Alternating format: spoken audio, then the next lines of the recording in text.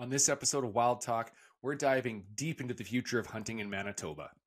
I'm chatting with Rob Olson, Senior Scientific Advisor with the Manitoba Wildlife Federation. It's worth fighting for, actually, and we will, and we shall, and we will prevail. Together, we tackle the big issues surrounding moose populations and the importance of giving every voice a seat at the table when it comes to government decision-making. And as always, Kate Rundle rocks the Casbah with her social segment. This episode of Wild Talk is brought to you by Aventura Self-Heating Beverages. Enjoy your adventure with the comfort of a hot drink anywhere, anytime. Hornady, accurate, deadly, dependable. Timber Stoves, the original wood pellet patio heater. And Wild TV Plus. Stream the best outdoor adventures on all your favorite devices.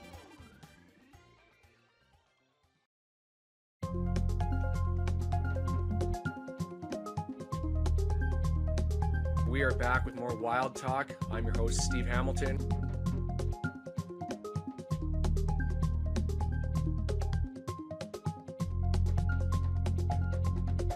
We are back at it for another social segment on Wild Talk. Welcome back to more Wild Talk. I'm your host, Steve Hamilton. We're in the middle of winter here in British Columbia. We had a record snowfall the last couple of days. Deer hunting is just finished for a lot of us here on the West Coast. And I know it's kind of doing the same thing where our guest from the Manitoba Wildlife Federation, Rob Olson, is coming to us from today. So Rob, how you doing today? I'm doing good. I'm tired. Our season just ended too, and I never thought I'd say this, but I'm actually kind of glad it's over. I'm sort of, before all these issues started happening, I was going to kind of semi-retire and just hunt, but now I'm working more than I had intended. But yeah, I think I might be getting old, Steve. Yeah, you talked a little bit before we started rolling about having a great season, and that's great. Let's touch on that a little bit. I had a dream season in the sense of, and I don't know, I don't measure by inches much in antlers anymore. I've got enough deer to not worry about that. But I had the best fall with friends and family and reconnecting some old buddies and guys and gals and that I haven't been around a long time, helping some older guys get some deer, helping some kids learn how to hunt deer that are new to it in our circle of friends. So I had a dream season. It was amazing. And actually, when I was out there with all these people, it underlined what we're fighting for here. Perfect. I was reminded, and I think, Steve, it's bringing me out of semi-retirement. That's what I love. Because the more I sat out there, the more I looked at these people and the sunsets and everything that we live for and the things that define us, our friends, our family, those times of field makes you emotional when you think about it. Mm-hmm. It sure does. I'm in. I'm all in. I'm back. I'm thinking I'm back. Good. We need more people like yourself to jump in with both feet, so to speak. So let's get into the meat of why we're here. So who are you and what is your position? So my position currently is the Senior Scientific Advisor to the Manitoba Wildlife Federation. And I've been doing town hall meetings the last few months all over Manitoba to spread the word and far and wide, north, south, east, west. And I tell people I'm a bit like I've been everywhere, man. In my career, I've been blessed. I'm one of the few people in my family that went into biology. And so it's been a passion. My dad used to tease me all the time that I never worked an honest day in my life. And he's probably right. I've never felt like I've ever worked. So I've done everything from, I'm a duck biologist by training. I worked all over the US for over a decade. I was an advocate in Washington and state legislatures across Canada. I've done research. And recently I was in government. So I became deputy minister. I went into Manitoba government to try to make some change on some things I was passionate about, notably fisheries and conservation officer service here. Right. But I've been blessed. And then I left government with government change and I've been out and back. Now I'm back to the Federation. I was with them about 10 years ago and had a great run with the Federation here and pleased to be back and happy to help with these current issues because I think this is actually for all the marbles right now. I've never in my 30-year career, Steve, I've never seen threats like I see today. Mm-hmm. To my 17-year-old son's ability to hunt and fish in this province, in this country. I've never seen the likes of it. Right. So you got quite the background. It's diverse. Yeah. You come from legislation, like government legislation abilities and science. So you've got the best of both worlds. So I don't think of it that sense, but I guess so. Like in the sense of I've done lots. I am a scientist. I've done research. I've published that. I've been science for a lot of my early career. Then, I come from a farm, kind of background a little Right. bit too. And so I have that sort of feeling about agro conservation on the landscape. I've worked on both sides of government. I spent most of my career as an advocate trying to affect government. Then I went into government. Now I feel like going back into America and apologizing for young Rob. I only had a hard game back then, Steve. I only had one speed, straightforward, run through brick walls. But yeah, I'm at that point in my career where I just feel really content and confident and happy, and I want to help. And I'd like to use all that experience to bring it to bear to try to help all parties do well here. Everybody involved. That's right. That's what it's all about, right? Ultimately it's about wildlife and sustainability of it at the end of the day. So 100%. And having all of us stick together here, not letting governments drive us apart.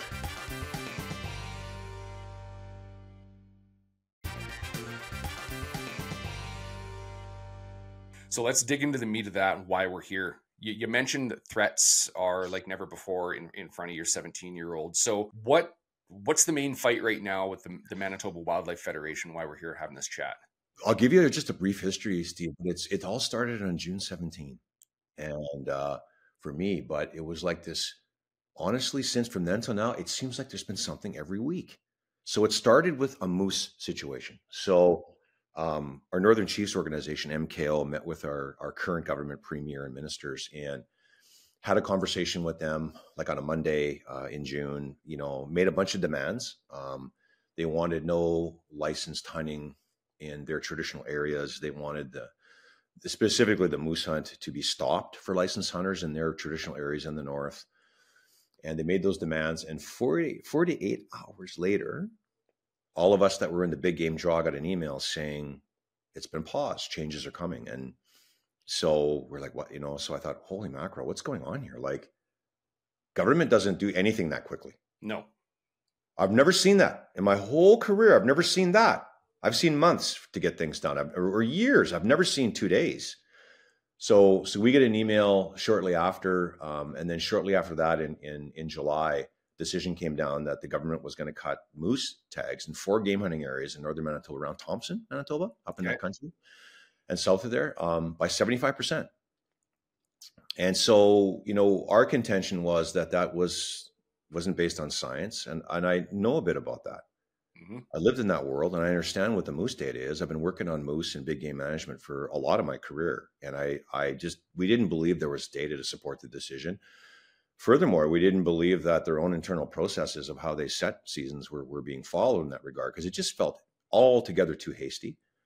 And there was no engagement with the licensed hunter or the outfitting community. Like we were all kind of cut out of it, and it was a hasty thing. So we filed for judicial review. To ask a judge to look it over to see if we were right or wrong, like that was our contention, and everybody has a chance to say their piece. But very quickly, the scope of Cross Lake First Nations concerns, Pimachikamak is their indigenous community name, and their concerns escalated quickly, where they started sort of asserting that they had authority and jurisdiction over all resources in their area. It wasn't just about moose hunting suddenly, Steve. It was they wanted no hunting, no fishing. Then they started talking about all the other resources that were going on up there, forestry and otherwise. And so the scope really expanded quickly. And it's been expanding ever since. So that all happened. So they filed for judicial review. We all went to court November 12, 13. I'm really proud of the Federation, really proud of our lawyers and our staff. They did an incredible job defending licensed hunters and anglers and foresters and everybody else. But they did a really good job. Now, we don't have a decision from Justice Bowman yet, but there's some news. We're going to put some news out this week on it, but we're hoping for a decision that promotes sanity, collaboration, science-based decisions, engage with all parties. And I think what we started to see then is this trend where governments, like let me just say too, nobody I've talked to in our world, not every single one of them want Indigenous people to be successful. There's nobody in these meetings we've held that have been against Indigenous people. And I've been really careful to say in every meeting, Steve, if you're Indigenous, you're in the room, you are welcome here. Absolutely. This meeting is to organize licensed hunters and anglers. But if you're Indigenous, you're in this room, you're welcome. Pleased to have you here. And we're going to talk about all these issues. They're sensitive. And if we offend you, please tell me.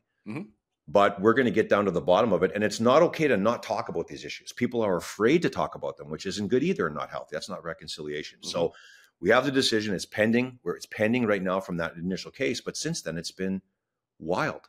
In that same time frame, we became aware that there was an Indigenous protected and conserved area proposed for northern Manitoba called the Seal River Watershed. Then we became aware it's first of 9 for Manitoba. I think we have more per capita and per acre than anywhere else in Canada.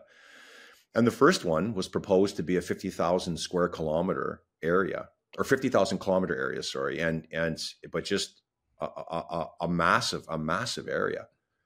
50,000 square kilometers, like a huge area, like 8% of the province, in the first of 9. And then subsequently, another one was announced called Kittaskinan, which is a little more vague. And part of the challenge we had with all that was the engagement wasn't very good with Manitobans. Like, I don't think Manitobans really understood then and still don't understand now. Like, I asked for a show of hands in all of my town hall meetings.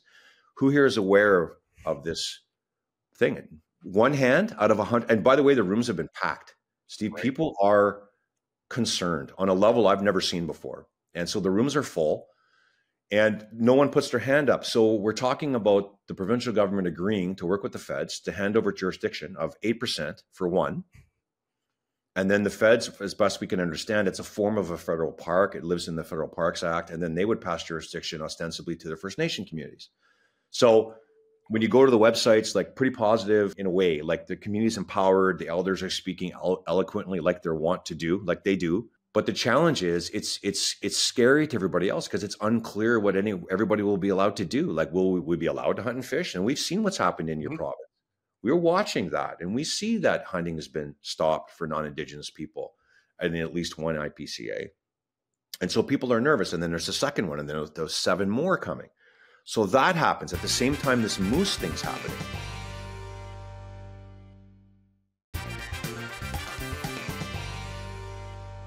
And then other things start happening. The province negotiates a forestry agreement with 3 First Nations in our largest cutting area, but they don't disclose the agreement to everybody else. Mm-hmm. Like, we still can't, the agreement's still not been made public. And so maybe it's outstanding. They said it's a great thing. Well, maybe it is. If it's empowering First Nations, it creates First Nation employment in the forestry sector. It might be terrific. Then why not disclose it?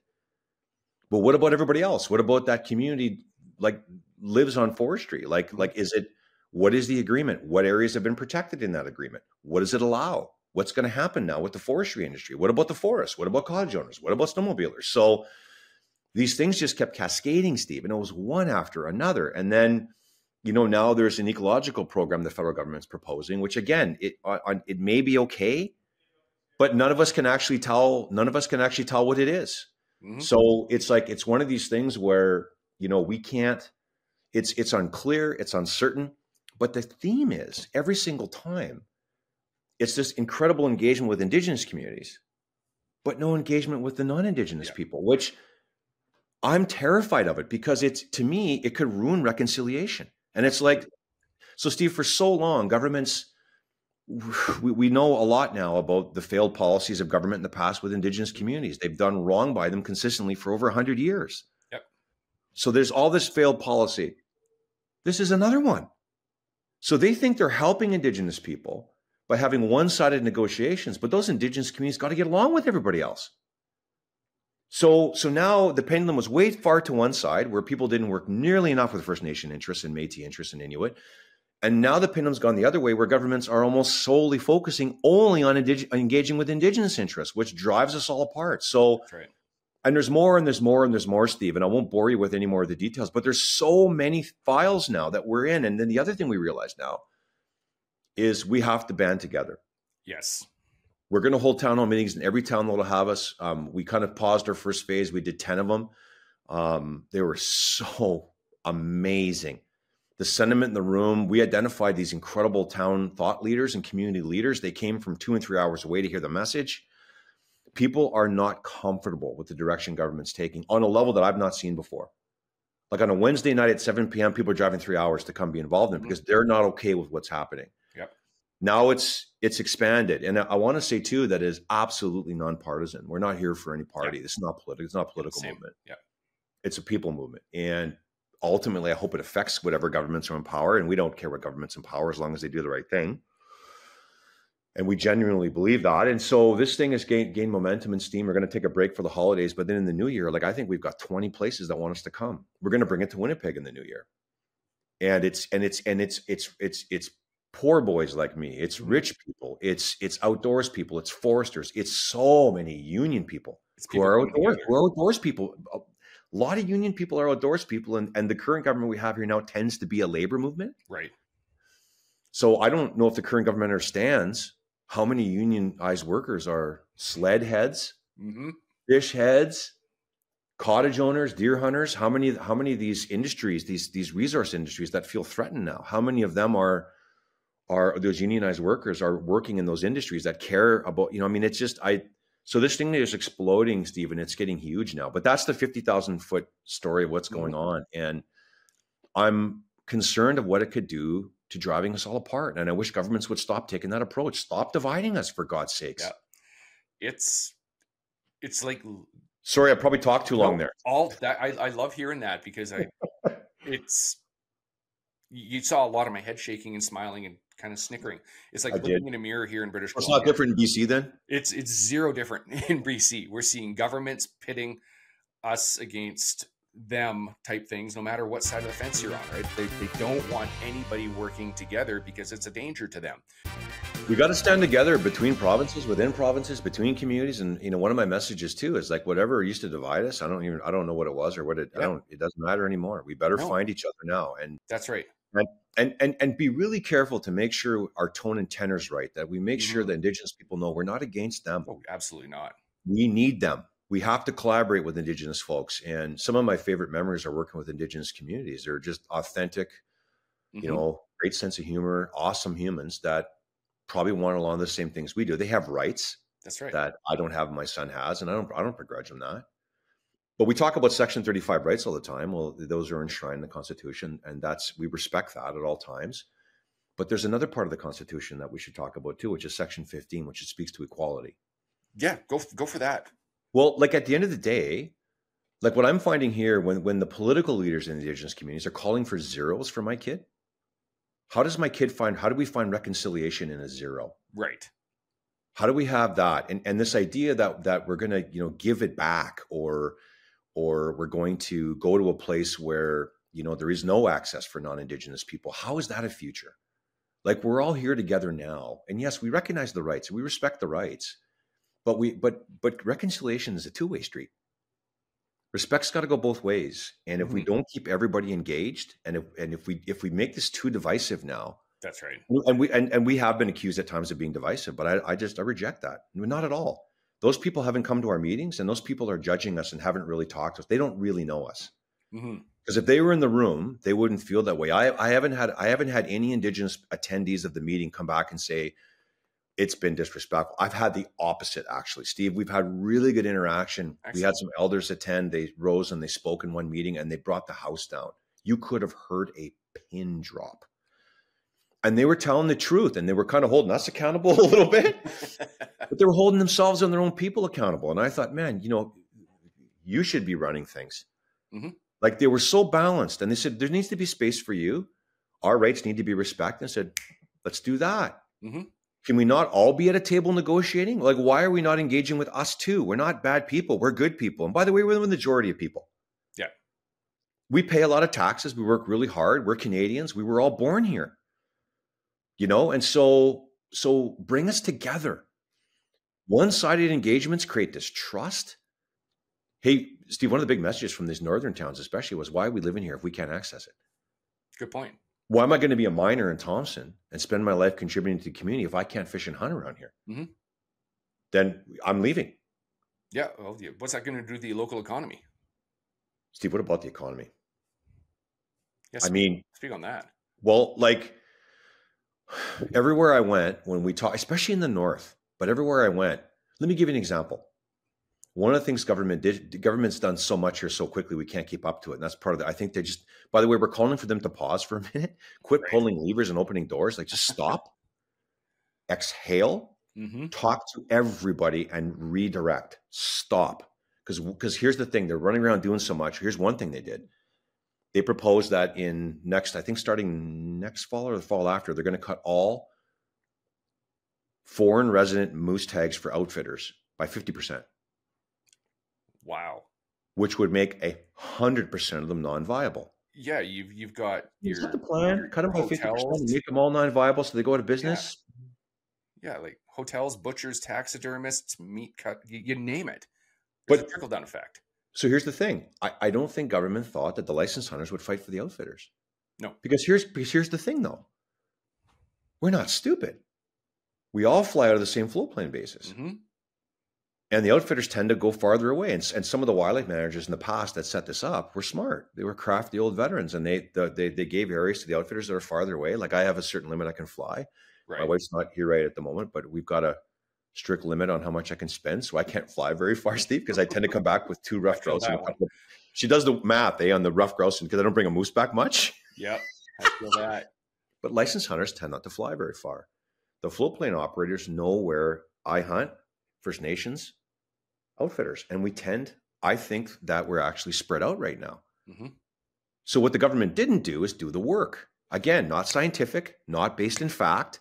Go map where everybody is. And if there is conflict, if those non-foreign resident licenses are hindering First Nation subsistence hunters, that's something. If it's hindering me as a resident hunter, that's something, because we come first in the hierarchy based on legal decisions in the past. We come ahead of Americans. But why would you kill outfitting where no one's hunting but them? Why would you do that? By the way, we're not rich like you in BC. The roads are a little better in Vancouver than they are in Winnipeg. I think you got to have Steve, you must have a little more money in the coffer than we do. Maybe you're broke too. But Steve, this is a crumbling infrastructure here. Like, our roads in places are impassable. We need an economy.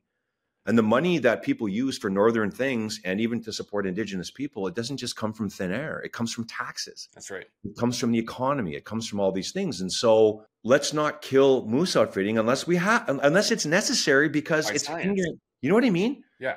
So it's these knee-jerk things where they're not thinking it through. And I don't think they expected, because I think expected resident hunters to say, "Oh yeah, Americans shouldn't get moose. I come first." That's not been the reaction of licensed hunters. They're like, "Well, sure, but prove it to me that it's actually hurting somebody." Like we're not stupid. So it's these kind of decisions where it's not thought through, it's not planned, it's not fair, it's not balanced. They're not engaging with everybody proactively. And it's one-sided, and it's devastating in so many different ways. I just hope we can repair the damage. Agreed.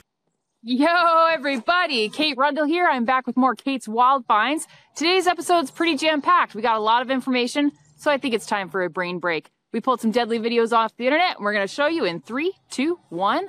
Let's go.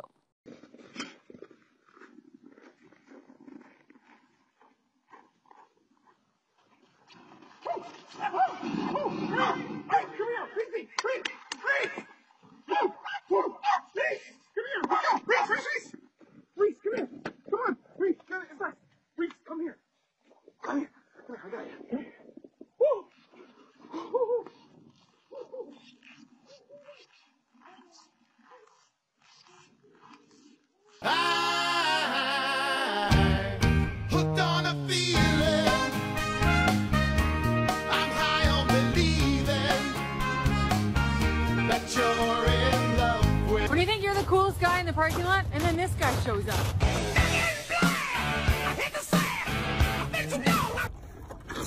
All right, calm down. There it is. God damn it, Chug. Are you f***ing me, bro? You're too old for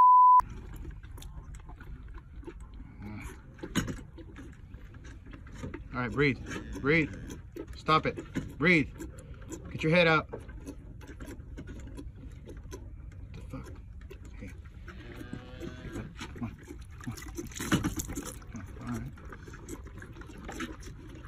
Alright, well, I guess there's always next time. Alrighty, everybody. Hope you enjoyed those vids. We'll see you next time right here on Kate's Wild Finds.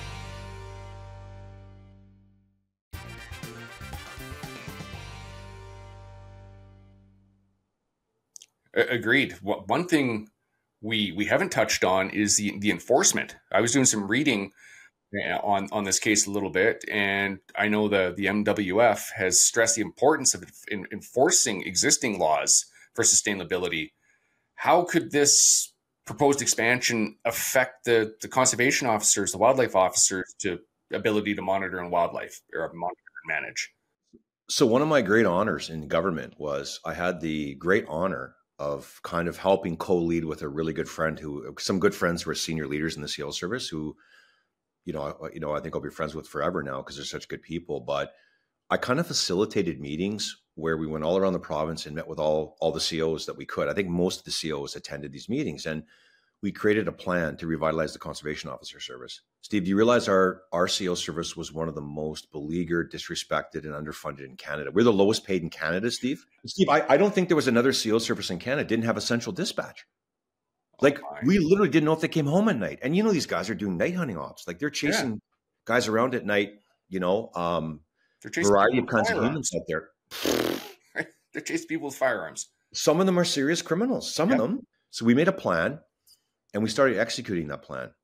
And I don't know, Steve, if we got halfway there, but we got the dispatch in place to the great credit of all these leaders and these guys and gals working together. We got their equipment sorted out. We got them better training. We got them carbines with carbine training.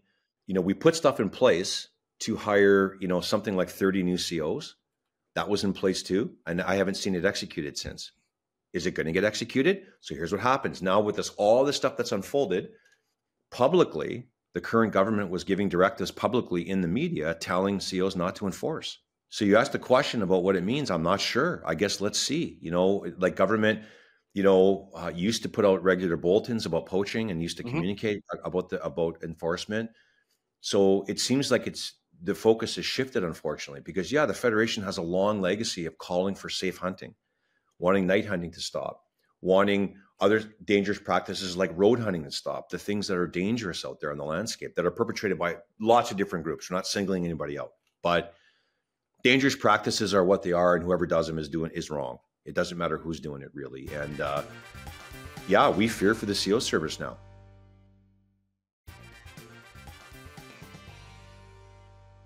I'll say too, Steve, we don't want to hurt governments here. We just want them to be different. That's right. Like, we're not against them. We just want them to be different. We want them to be successful. We want to make positive change. We just want positive change.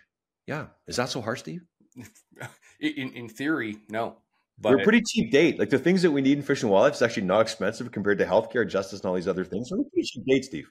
It isn't. I said here in my town halls that it's not that just healthcare and highways get the funding. It's everything but fish and wildlife. And it's like we move mountains for $1 million. Oh yeah. I mean, how much kilometer of road can you build for $1 million? Yeah. Oh yeah. It's imagine the prescribed burns you could do for $1 million. Just start there, right? And bring our moose back. Yeah. Yeah.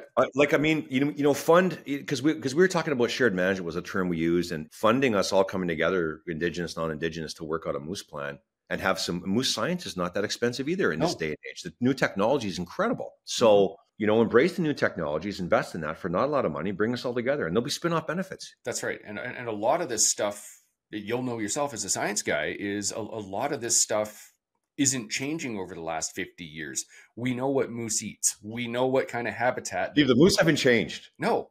The poor moose, eh? These poor moose. Yeah. I always say they're the biggest, strongest deer, right? Of the deer family. The big, stoic, strong symbol of the wild. They're the most fragile. They sure are. They get a hangnail, they go lay down in BC. Everything's against the moose. I coined a term when I was in government that it's hard to be a moose. It's a lot easier to be a white-tailed deer, but they don't reproduce that well. They're not whitetails. No, they're not as resilient, right? They don't. They don't breed and just kind of expand. A hard winter kills a lot more moose than it does whitetail. And there's not as many of them. They don't reproduce as much behavior-wise. Big, dark, easy to see, curious, and slow-moving. In my town meetings, I tell the stories that I've shot at 3 moose in my life, and I've got all of them. It's not because I'm a tremendous shooter. Speaking to your hunters here, the shot's anticlimactic. It's a moose harvest. Once they come, that's right. I'm happy not to be the one to shoot the moose because that part's not so important anymore. Someone else can take the moose, and I just want some of the meat. We don't have a coyote, beaver, or white-tailed deer Canada goose shortage. Hey? No. Like, Steve, there's certain species that are working in this new world we've created. That's right. None of them have changed, really. Some have adapted. Some are more adaptable. Moose are not. Moose, elk, and caribou, they're elk are better off. They're smart. They're behavior-wise. That old cow will take them 10 miles and find refuge. Elk, that's right. Elk work with us as wildlife managers, but moose don't. Caribou are real sensitive too, obviously. we need harvest management for them. Like the days of just people shooting what they want because they have rights are over. There's not enough moose for every rights holder to harvest. So this idea that we have to satiate that first and then everybody else gets to hunt, we have to move off that. Yeah. So, yes, there's got to be harvest controls through shared management. Yes, Indigenous people have rights and get first priority, no question. But we can't just have one component licensed hunters only submitting harvest control, having harvest controls, submitting harvest data. You can't have that. Like whoever's harvesting for species like moose, everybody has to be at the table. It has to be shared. Everyone has to harvest something. Zero is not going to drive us together. No. Priority needs to be for Indigenous local harvest for sure. You know, there has to be quotas. Government has to do the heavy lifting to decide on how.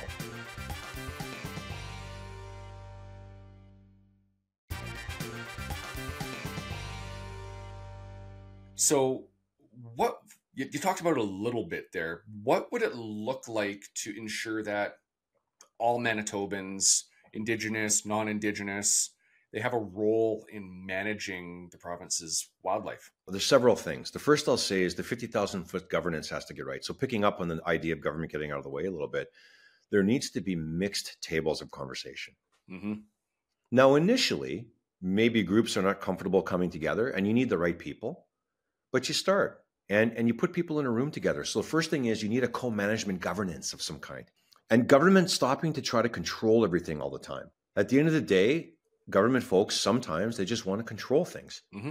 And they're afraid of losing control. And I would say to a fault, but set up a governance system that allows these groups to share information, share science. And when government's doing science, do it with all parties. Explain what you're doing well.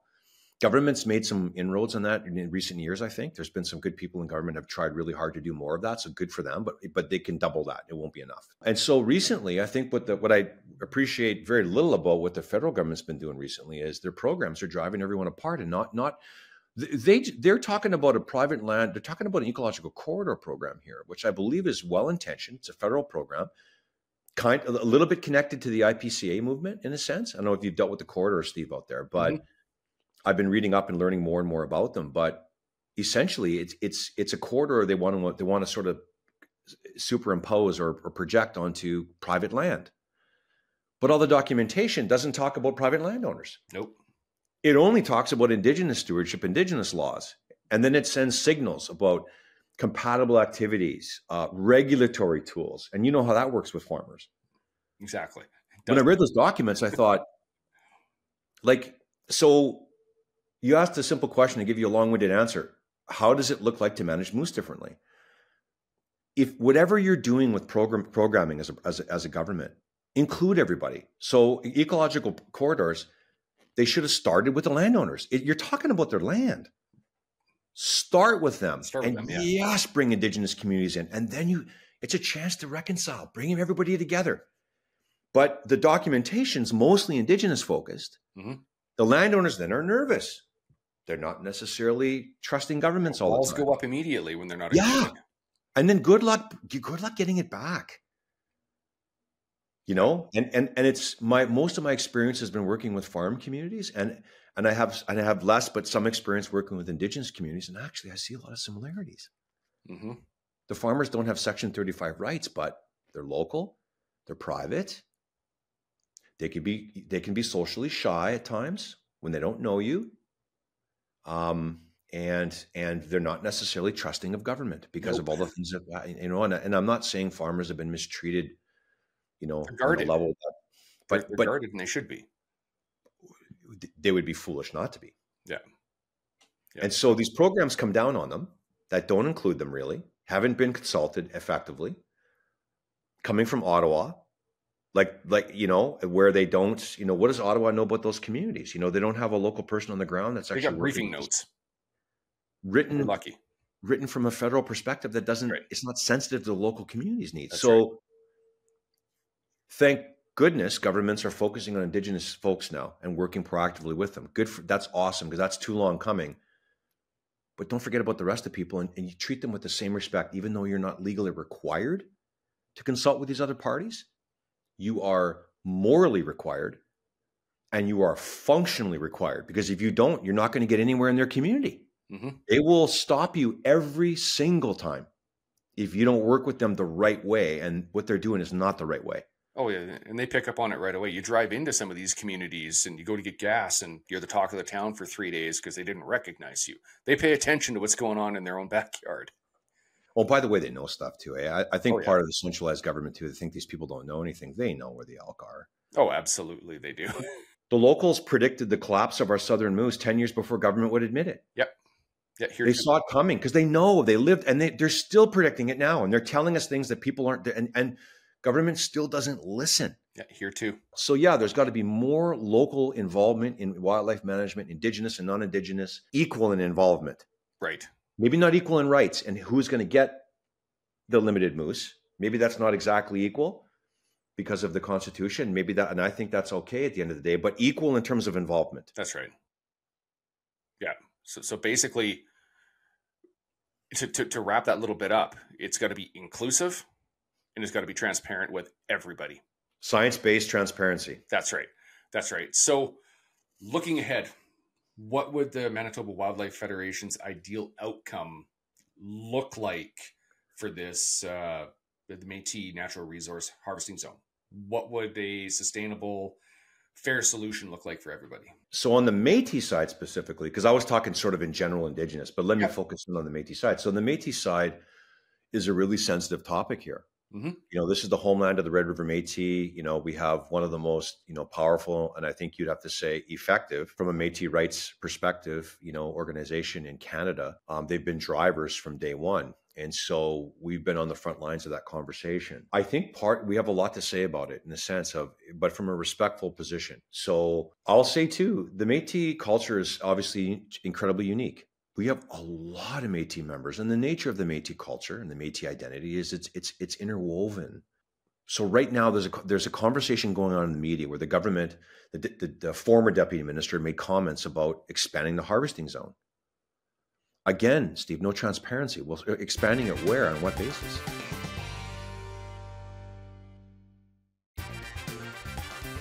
Here's the other thing I'll say too. We've kind of figured it out, Steve. I mean, the way to manage these things is there's got to be a legal aspect to it. So we've lawyered up too. We've got a couple of real good ones, a few real good ones, and we're looking into things for ourselves because we just don't trust everyone's opinions anymore. And we've been in government, we've been in the process now enough to see that the government's legal experts are constrained in some ways, in our view. They're not well staffed, they're not well funded. They can't cover things the way that they'd like to. I saw that in government. They don't have the resources to do what they'd like to do. So we need our own views, and we need to represent all the other interests that aren't being represented, including on the Métis harvesting zone.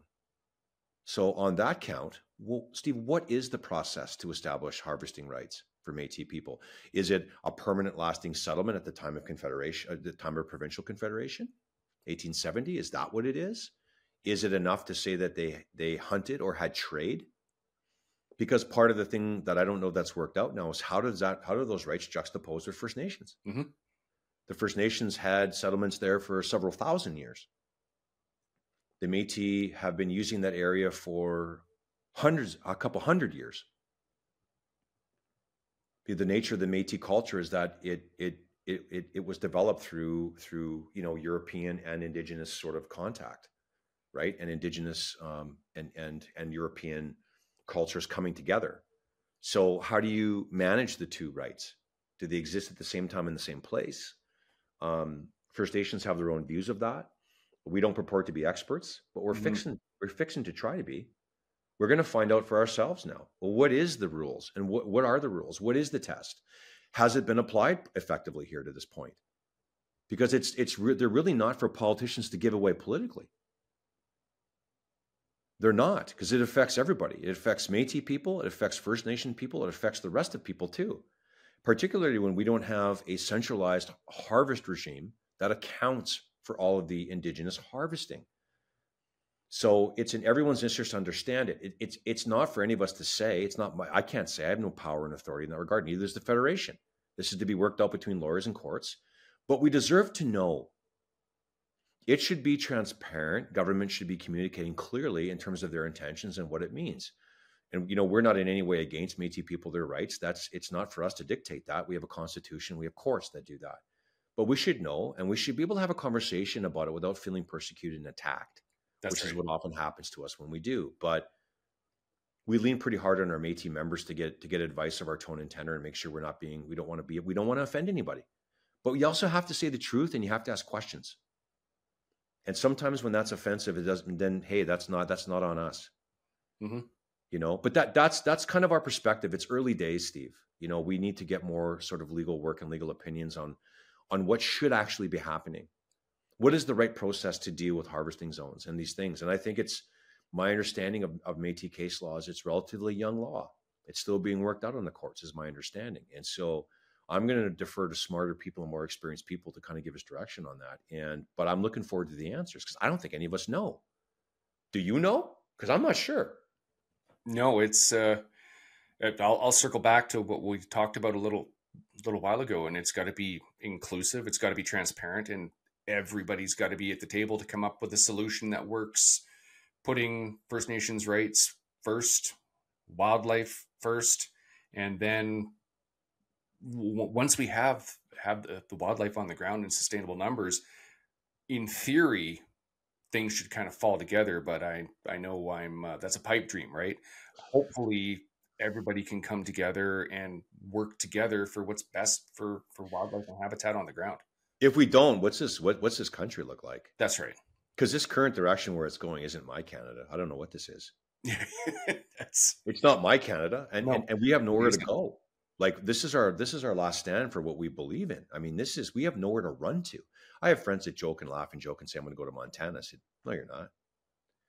You're not leaving any more than everybody in America complains about the politics and we're leaving. They don't. That's right. And we're not leaving either. This is like, if you blindfolded me right now, Stephen, put me in the Delta Marsh, I could know from the smell where I am.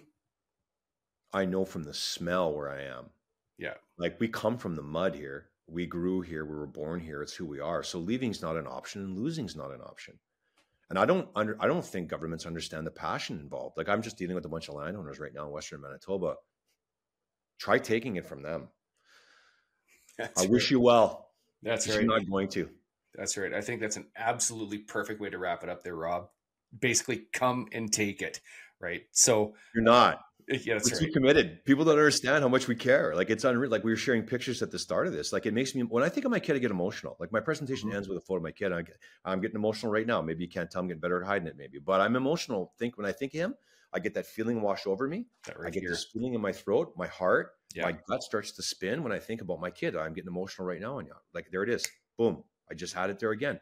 When I think about my 17-year-old, I'm telling you, I get emotional because it matters. And you think about your mom and your dad, your grandpa, the places, Fort St. John, that cool person, you describe cool people. When they think about those places and their friends and their family in those moments, you get emotional.